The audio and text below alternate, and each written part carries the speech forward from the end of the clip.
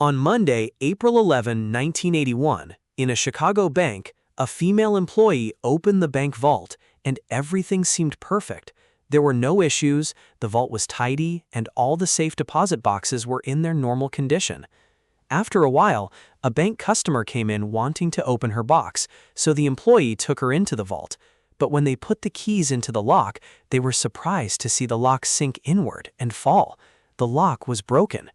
At that moment, they discovered that 74 other boxes had also had their locks broken and their valuable contents stolen. The strange thing was that there was no trace of how the thieves entered the vault.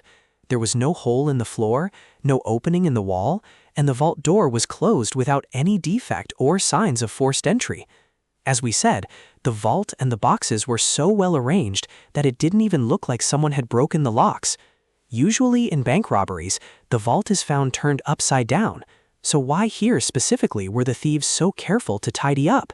How did they enter in the first place when there was no hole, no opening, and the door wasn't broken?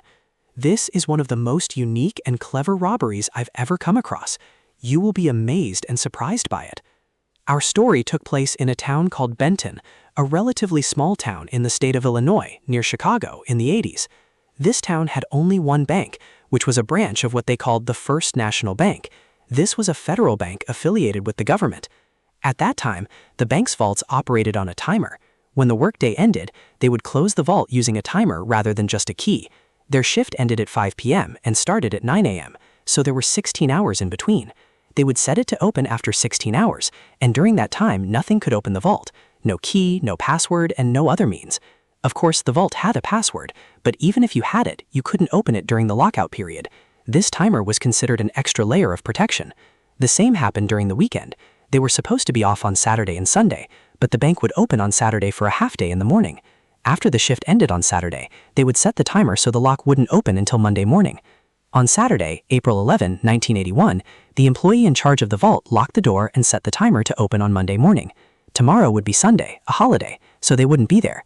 The weekend ended and the employees returned to work on Monday morning, April 13, 1981. The employee in charge entered the password, opened the vault, and saw the boxes. Everything looked fine on the surface. This vault was full of safe deposit boxes where people kept their valuables, whether money, gold, jewelry, or even important official documents. Each of these boxes had two keys, one with the vault manager, the bank employee, and one with the customer who owned the box. Both keys had to be used together to open the box. On that Monday, the workday began normally and everything was fine. Customers were coming and going smoothly, until a female customer came in to open her box. The employee took her inside, but when they put their keys in the lock, it fell inside. It was broken. They opened the box quickly and discovered it had been robbed. The employee quickly began checking the rest of the boxes, only to find that 74 boxes had been broken into and emptied, even though the vault didn't look like it had been touched. Even the broken locks had been placed back in their positions, so that they would only fall if touched. It was clear that the thieves had exerted effort to hide their crime. They didn't want the bank employees to discover it immediately. But the question was, why? The bank called the police, who arrived immediately and began their investigations. FBI investigators also arrived because the bank was under federal jurisdiction. The investigators discovered that the thieves had stolen property worth more than $1 million, a huge amount, especially if calculated with inflation today, equaling about $3.5 million. The crime scene was very confusing for the investigators. Their first question was, how did they get in? There was no opening, no hole, the vault door was locked, and there was no damage or malfunction. Besides this, they found evidence that confused them even more.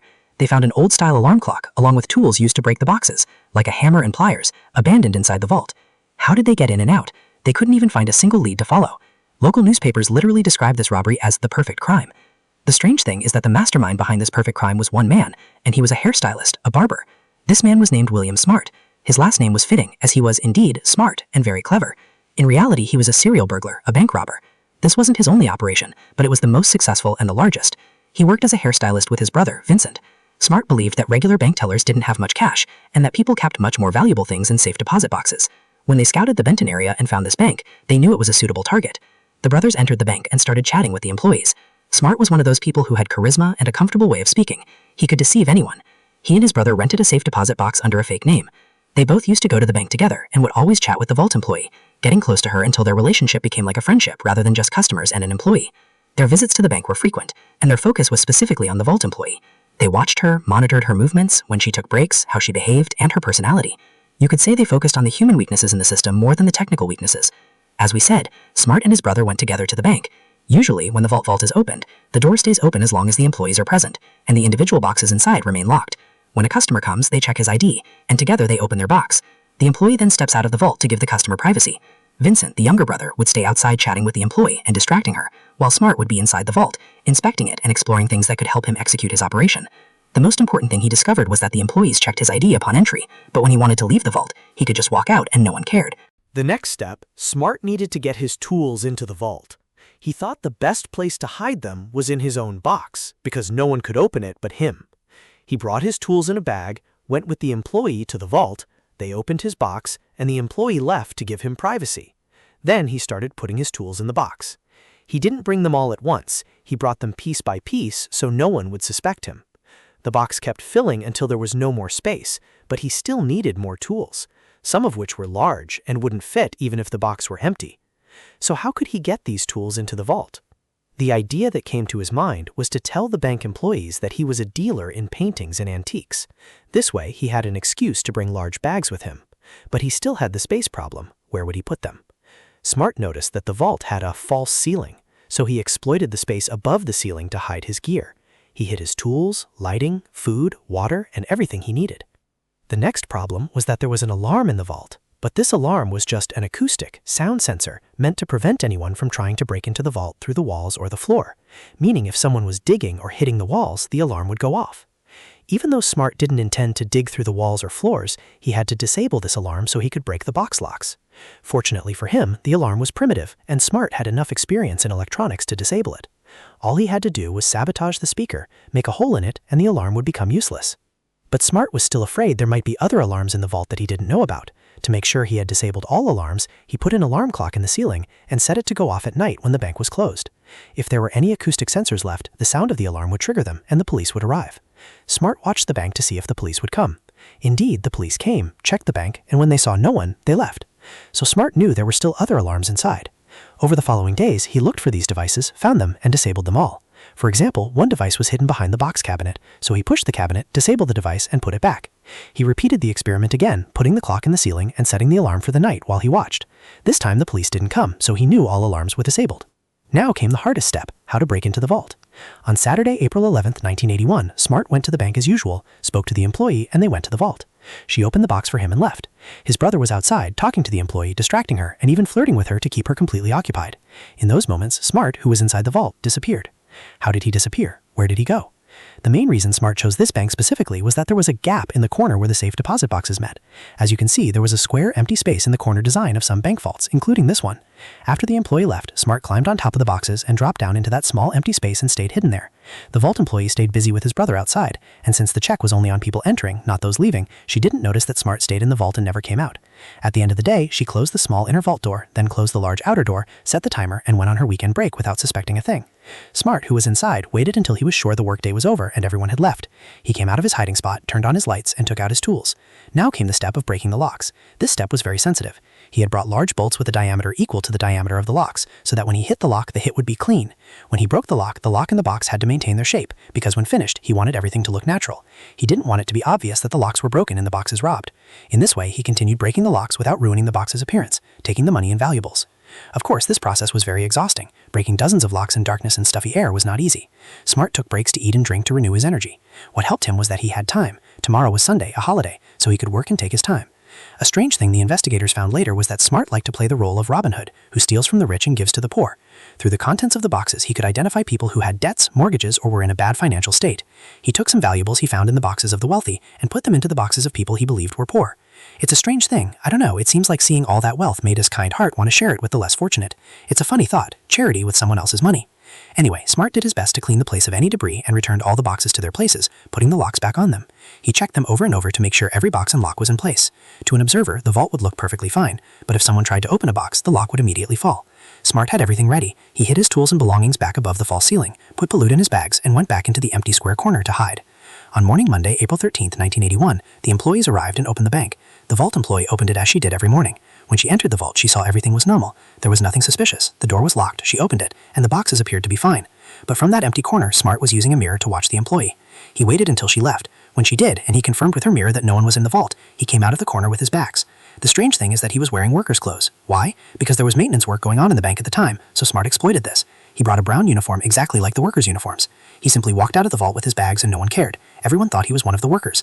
His brother was waiting outside in a car. Smart immediately threw the bags into the trunk. But imagine this, the loot Smart stole was too big to carry all at once. So with total audacity, Smart went back into the bank, went to the vault, took the remaining bags, and walked out without anyone saying a word. This was undoubtedly one of the smartest and boldest robberies in the history of bank heists. FBI investigators inspected everything, photographed every corner, and tried to extract fingerprints, but they couldn't find a single lead. One of the things that baffled them was the alarm clock. They stayed puzzled by it for a while, but after checking the acoustic alarms and realizing they had been disabled, they understood the reason behind the clock. After gathering everything they could, the investigators were certain the thieves had planned the operation with minute detail, meaning they must have rented a box. They checked the list of box owners and confirmed that everyone was real except for 2 people. They deduced these were likely the thieves. Even though they got their descriptions from the employees, it led to no results in the end. But how was he caught? After several months, Smart was trying to execute another operation at another bank. While he was in the ceiling of the bank's bathroom, a customer looked up and was surprised. He felt something had moved in the ceiling. He went and told the janitor. The janitor came with a ladder and a flashlight, looked into the ceiling and saw a leg moving. He got scared, came down, and they called the police. The police ordered the man to come down from the false ceiling area, and that man was William Smart, who was hiding in the bathroom ceiling because the bathroom was adjacent to the bank vault, which was apparently his new target.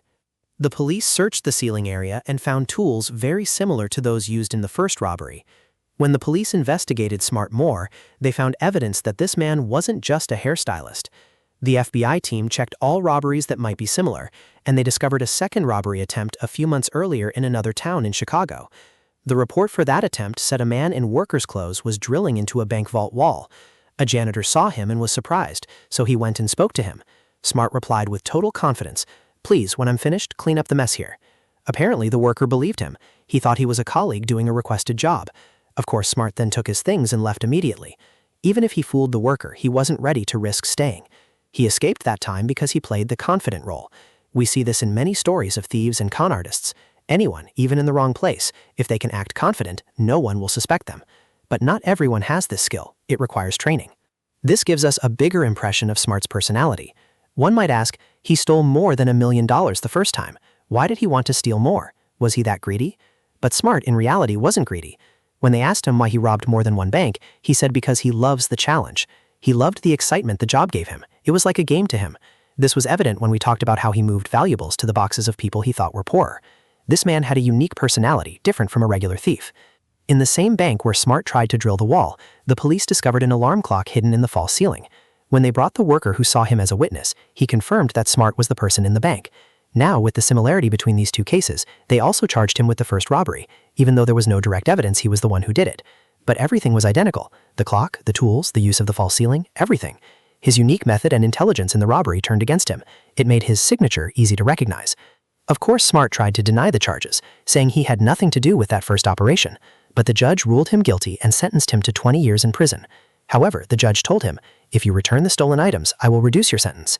At that time, Smart was still claiming innocence, but when he realized the sentence was 20 years, he got scared and decided to confess. Smart had hidden his loot in a bag, and the bag was apparently underwater. I don't know if it was a lake or a river, because when it reached the court through his lawyer, it was soaking wet and smelled terrible. When they opened the bag, they found most of the money and jewelry Smart had stolen from the bed and bank. Because he returned the loot, the judge kept his word and reduced the sentence from 20 years to 8 years. But this reduction had an additional condition. Smart had to tell the investigators exactly how he executed his operation in detail. So Smart told them about the false ceiling, the empty corner space where he hid, and all the other details. This confession literally changed security standards in all American banks. They included in the standards that bank vaults should not have false ceilings and should not have empty spaces in the corners. Honestly, this was one of the most unique robberies I've ever come across. Anyway, we've reached the end of the story. If you've reached this point and haven't subscribed or hit the like button yet, may God forgive you. You watched the video to the end and enjoy it. At least subscribe and like, my friend, right? These are also some great videos you can watch and enjoy. See you in the next video. Goodbye.